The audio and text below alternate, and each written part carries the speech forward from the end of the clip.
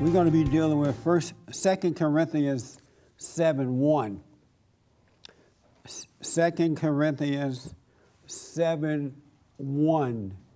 That's what we're going to deal with. Having therefore these promises, dearly beloved, let us cleanse ourselves from all filthiness of the flesh and spirit, perfecting holiness in the fear of God. What is the pollution that he's telling us to clear, and what is the spirit? The corruption of the spirit is allowing or thinking that other things are as good as God. Thinking that we can accept other things, which inevitably leads to, in all cultures that are not of God, all the cultures that are not of God are perversions of the flesh, abortion, the sexual culture. How do we cleanse ourselves of the flesh and spirit? Oh, you said by not allowing that to happen? By accepting God is the only one and only best thing, period. And what is the spirit? The spirit, the will of God that within us? The spirit is the will of God that is within us. Yeah. Oh, okay. Yes. Yes.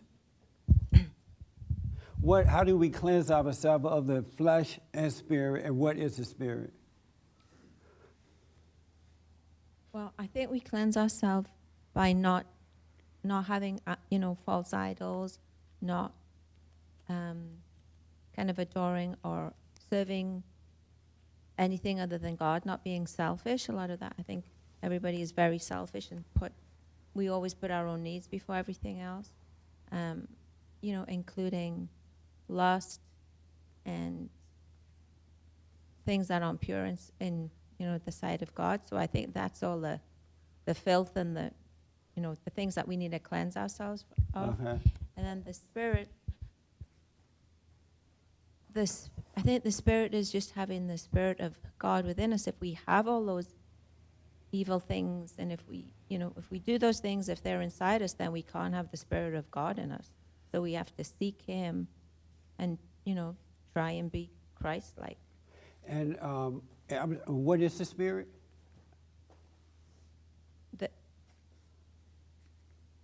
Well, I think we have to seek the Spirit of God, but I see. we don't. You don't think we already have it? I think some people do, but I don't think everybody has it. Because the scripture says, let us cleanse ourselves of all pollution from the flesh and the spirit, which indicates we already have the spirit.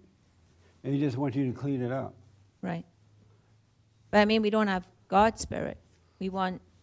We have the Spirit, but we need to make sure it's the right Spirit.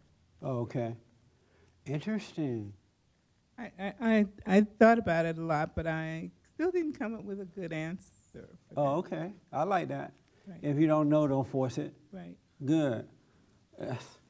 That's a good answer. When the spirit is dark, and the one thing that makes the spirit dark more than anything else, I think, is judgment, is anger, is resentment. It's dark in your spirit.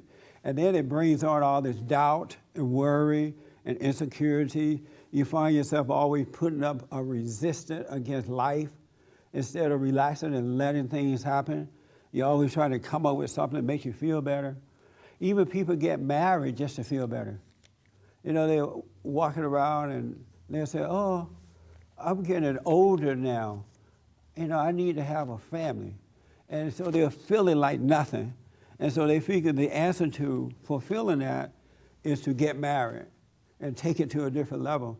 Because now that they're married, they feel better about themselves. You have the wedding, everybody talking about it. Everybody think that you're something because you're getting married.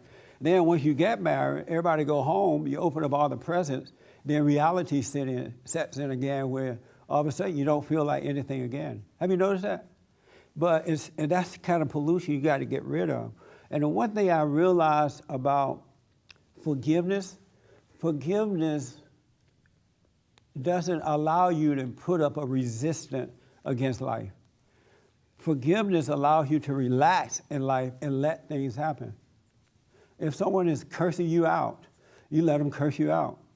If someone is bad-mouthing you, talking about you behind your back, forgiveness allows that to happen. But if you don't have that forgiveness, that's pollution in your heart, you want to fight back at the person that's talking about you. You want to hate the person that's talking about you. You want to go off on the person that's talking about you. And I realize that most people have not forgiven, and that's why they got this battle going on. They are fighting against everything rather than relaxing and overcoming. Don't put up a resistance at all.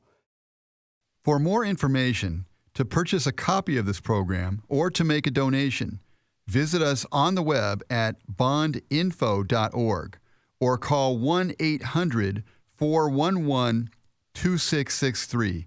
That's 1-800-411-BOND.